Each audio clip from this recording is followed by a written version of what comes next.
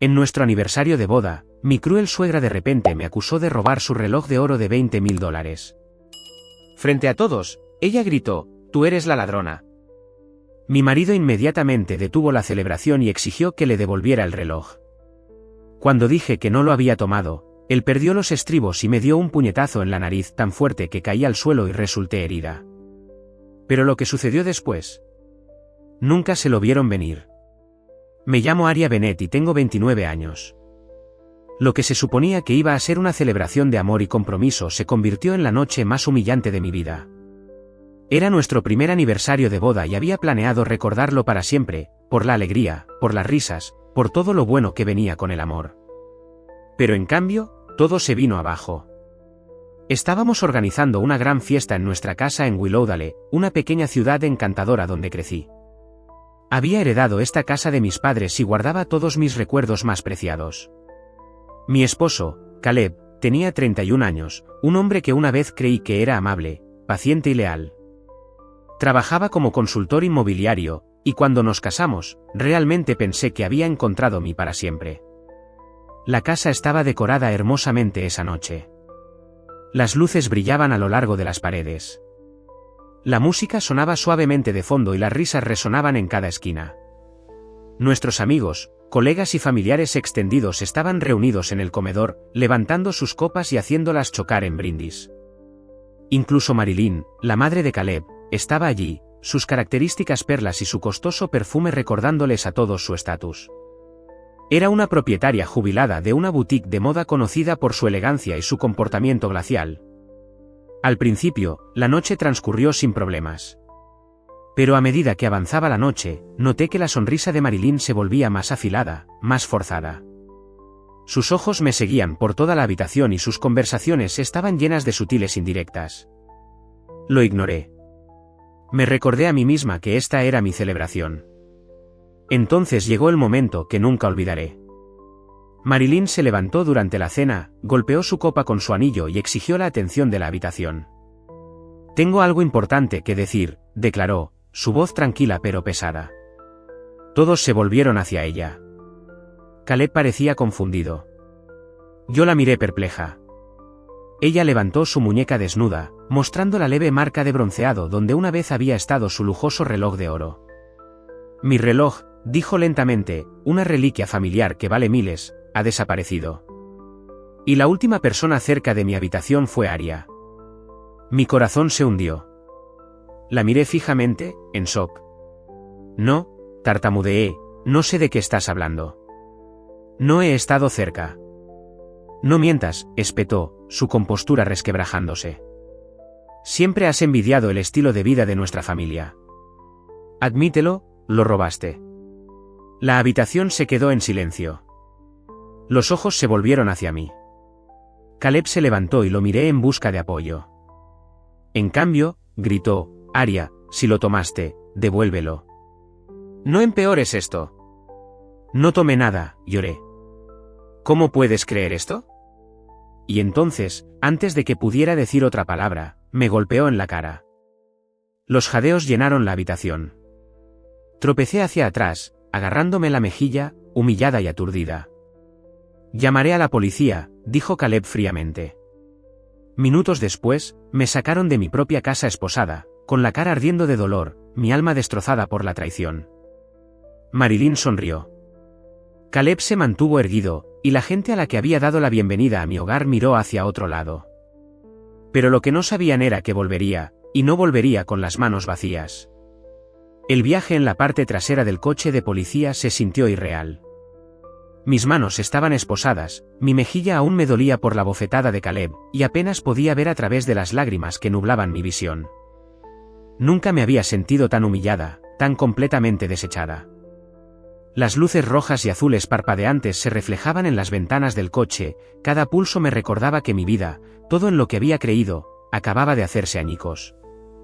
En la estación, me procesaron como a una criminal. Huellas dactilares, ficha policial, miradas frías de oficiales que ya creían que era culpable. Me llevaron a una pequeña sala de interrogatorios con poca luz. La luz fluorescente de arriba parpadeaba ligeramente cuando dos oficiales entraron y comenzaron sus preguntas. «¿Robaste el reloj?», ¿Has tenido conflictos con tu suegra antes? ¿Estuviste cerca de su habitación durante la fiesta?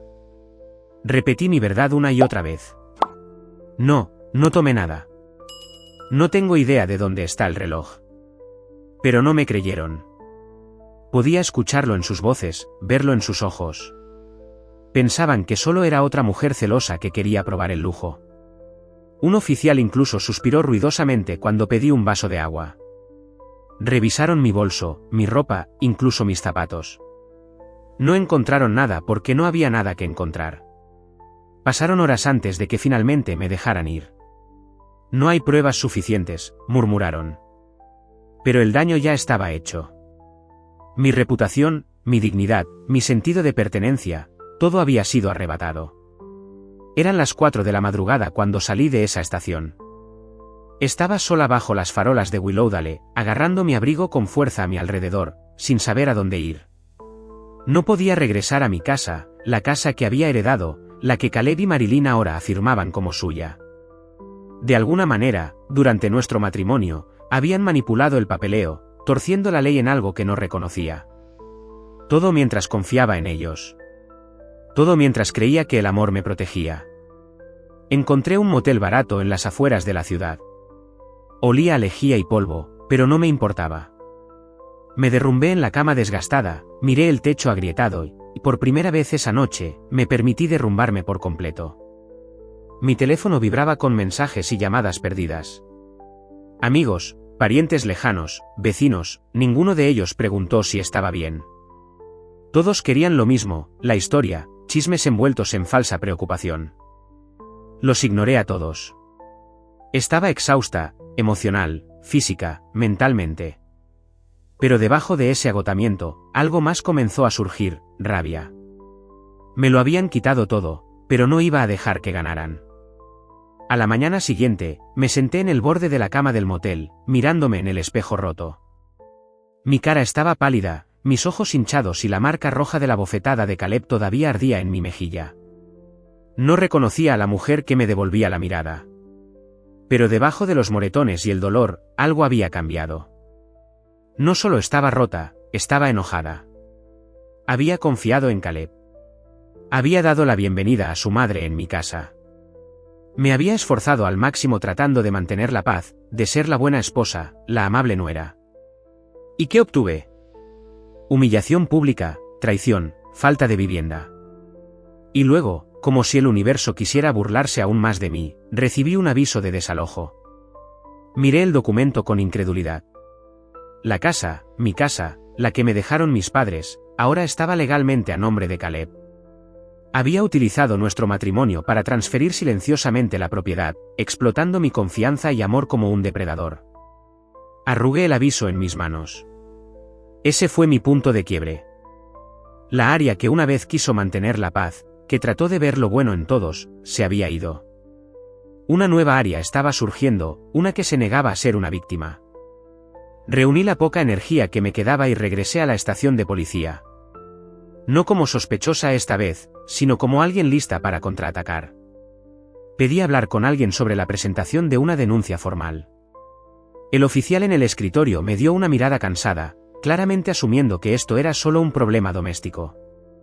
Probablemente sea un malentendido, dijo, ya volviendo a su computadora. No, dije con firmeza, es fraude, robo, abuso y tengo pruebas. Fue entonces cuando me presentaron a la detective Naomi Clark, una mujer de unos 40 años con ojos penetrantes y una presencia tranquila. Ella escuchó, realmente escuchó, mientras le contaba todo, desde los insultos calculados de Marilyn hasta la creciente pasividad de Caleb, desde la falsa acusación en la fiesta hasta la bofetada, el arresto, el papeleo falsificado y la casa robada.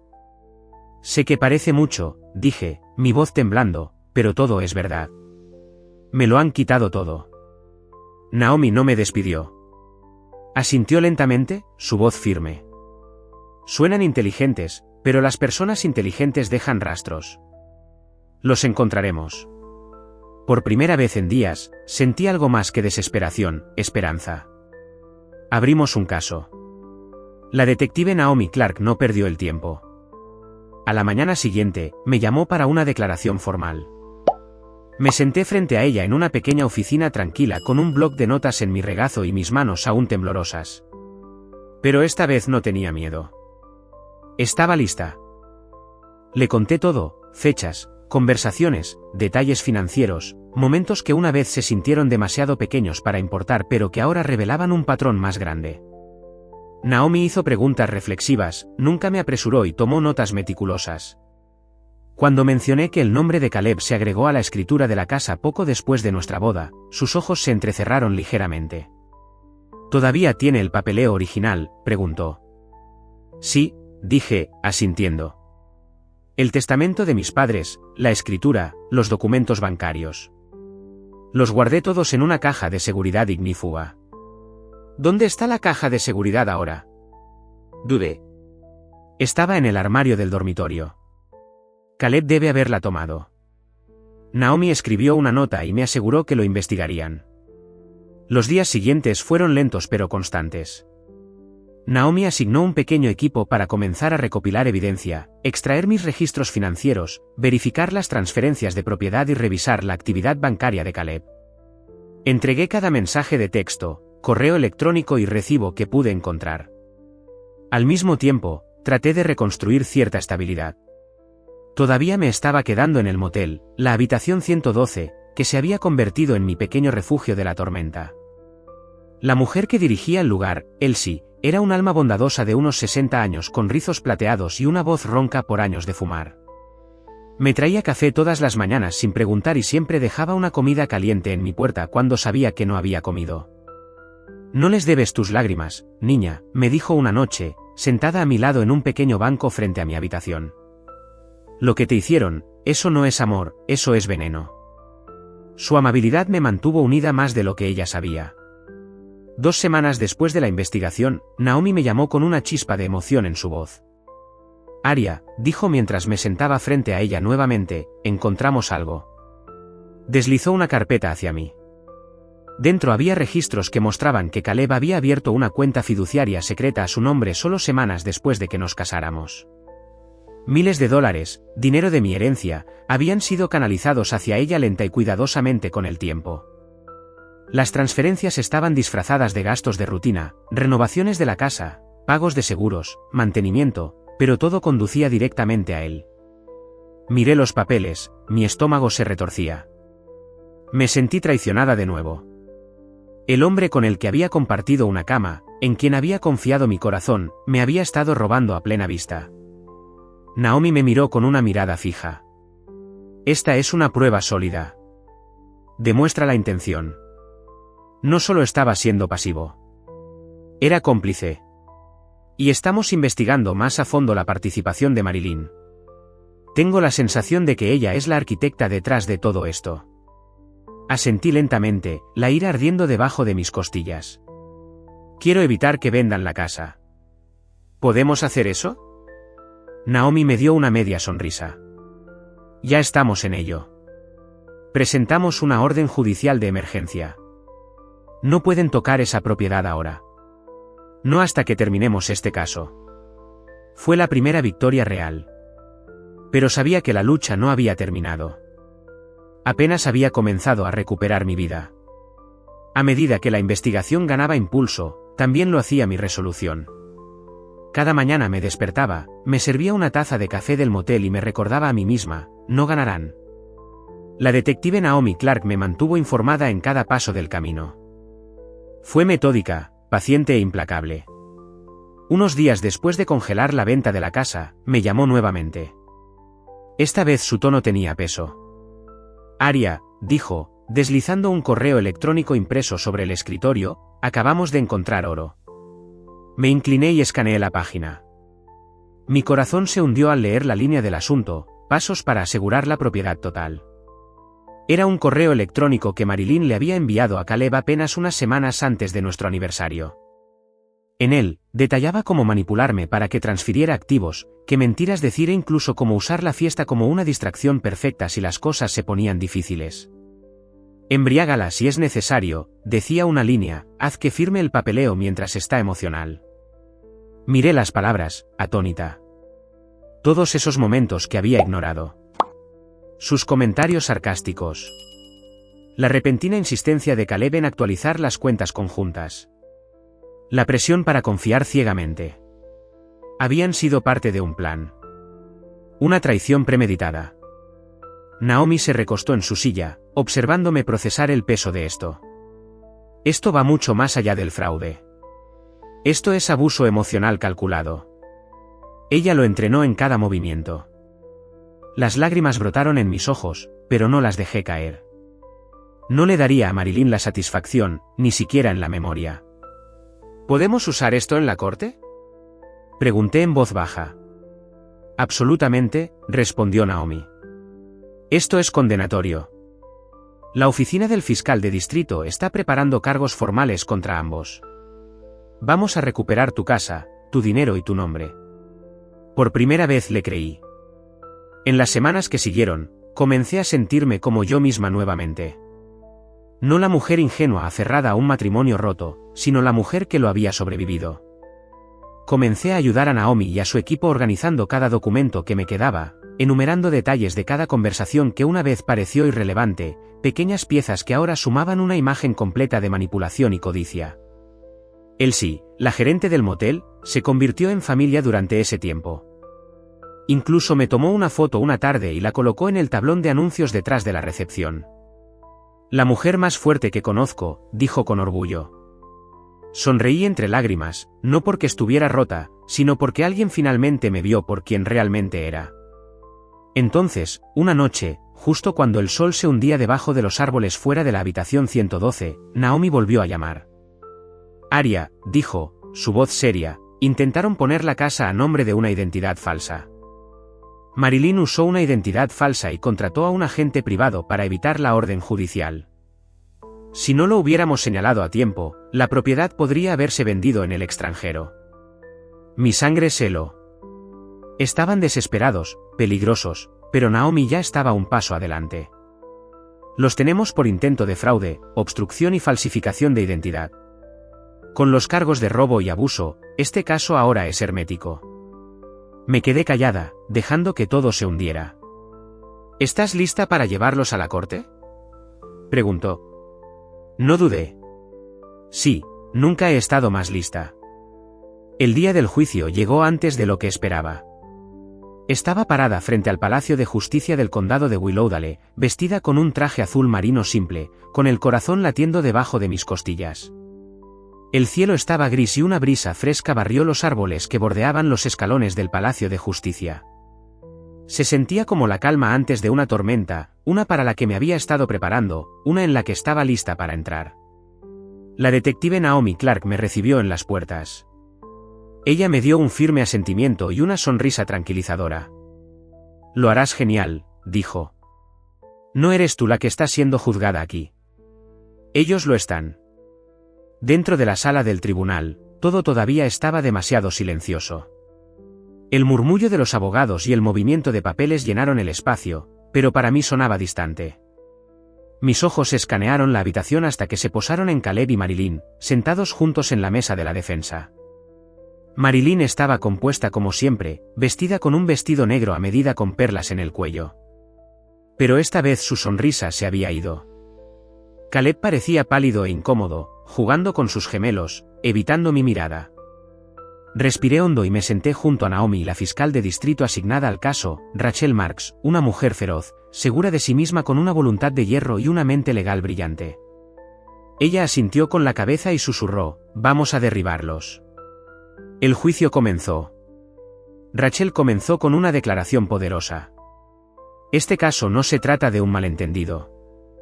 Se trata de manipulación, traición y robo premeditado. Aria Bennett no solo fue abusada emocionalmente. Fue atacada y despojada de su legítima herencia por aquellos en quienes más confiaba. Observé mientras el jurado escuchaba atentamente, algunos de ellos ya mirando a Caleb y Marilyn con sospecha. Durante los siguientes días, Rachel presentó la evidencia, registros financieros que mostraban el desvío de fondos, los documentos fraudulentos de transferencia de propiedad y las comunicaciones por correo electrónico entre Marilyn y Caleb. Naomi testificó con confianza, exponiendo la investigación paso a paso. Explicó cómo Marilyn orquestó todo el esquema, cómo Caleb siguió sus instrucciones y cómo yo había sido pintada como una ladrona para encubrir sus huellas. Entonces fue mi turno de testificar. Me paré frente al tribunal, mi voz temblaba al principio, pero se hacía más fuerte con cada palabra. Amaba a Caleb. Confiaba en Marilyn. Les di todo lo que tenía, mi corazón, mi hogar, mi lealtad. Y a cambio, me humillaron, me robaron y trataron de destruir mi vida. Hice una pausa, asegurándome de encontrarme con los ojos del jurado. Pero me negué a permanecer en silencio. Contraataqué, no solo por mí misma, sino por cada persona que haya sido manipulada para pensar que era el problema. Estoy aquí para decirles, yo no era el problema. Ellos lo eran. Cuando me bajé del estrado de los testigos, la sala estaba en silencio. Y por primera vez desde que comenzó esta pesadilla, me sentí poderosa. Entonces llegó uno de los momentos más inolvidables del juicio. Rachel se dirigió a Marilyn durante el contrainterrogatorio. Señora Langston, dijo, con frialdad y calma, ¿puede explicar por qué acusó a Aria de robar su reloj cuando nunca se encontró evidencia física del robo? Marilyn vaciló. Yo creí que ella lo había tomado. Rachel entrecerró los ojos. ¿Creía? ¿O era una excusa conveniente para justificar la apropiación de su hogar y sus bienes? Silencio. Marilyn abrió la boca, pero no salieron palabras. La sala del tribunal estaba en silencio. El jurado vio todo lo que necesitaba en ese momento. El último día del juicio se sintió como el capítulo final de un libro que nunca quise escribir, pero que necesitaba terminar. Cuando el jurado regresó a la sala del tribunal, cada respiración en la sala se sintió suspendida. Me senté erguida, con las manos apretadas en mi regazo, mirando al frente, negándome a ceder al temblor en mi columna vertebral. El presidente se puso de pie, desplegando los papeles lentamente. Por los cargos de fraude, robo y abuso emocional, encontramos a los acusados, Caleb Langston y Marilyn Langston, culpables de todos los cargos. Cerré los ojos mientras las palabras se hundían. Culpables. Una oleada de emoción me recorrió. Alivio, validación, justicia. Todo el dolor, la traición, las noches de insomnio en esa habitación de motel, todo había conducido a esto. Sentí que las lágrimas brotaban, pero esta vez no eran lágrimas de tristeza. Eran algo completamente diferente. La voz del juez resonó en la sala del tribunal. Basado en la abrumadora evidencia presentada y el veredicto unánime del jurado, este tribunal sentencia a Caleb Langston a 9 años en una prisión estatal y a Marilyn Langston a 11 años por conspiración, fraude financiero, falsificación de identidad y abuso emocional. Sus activos fueron congelados. La casa debía ser devuelta a mí de inmediato. Todo el dinero desviado de mi herencia debía ser reembolsado en su totalidad, con intereses. Caleb parecía haber envejecido 10 años en esos pocos momentos. Sus manos temblaban mientras los alguaciles se acercaban para esposarlo. Marilyn no se resistió. Por primera vez, su máscara había desaparecido por completo. Sin perlas, sin sonrisa helada. Solo una mujer amargada y destrozada que pensó que podía destruir a alguien sin consecuencias. Mientras se los llevaban, no miré hacia atrás. No necesitaba hacerlo. Naomi se inclinó hacia mí, susurrando, obtuvieron lo que se merecían. Asentí, parpadeando para contener las lágrimas. Gracias a ti. No, dijo suavemente, gracias a ti. Nunca te rendiste. Salí de ese palacio de justicia sintiendo como si el peso de una montaña se hubiera levantado de mi pecho. El cielo sobre Willowdale estaba más brillante de lo que había estado en semanas. Y por primera vez en lo que se sintió como una eternidad, respiré libremente. Se había hecho justicia, pero mi viaje aún no había terminado. Ahora era el momento de reclamar lo que era mío. Los días siguientes se sintieron como un sueño, uno que nunca me había permitido creer que se haría realidad. La casa, el amado hogar de mis padres, me fue devuelta. Me paré frente a ella, con las llaves en la mano, sin saber si reír o llorar. El césped estaba cubierto de maleza, los macizos de flores apagados, pero seguía siendo mi hogar. Cada crujido en las tablas del piso, cada grieta en la pintura guardaba un recuerdo que pensé que me habían robado para siempre. Caminé por cada habitación lentamente, tocando las paredes como si pudieran desaparecer de nuevo.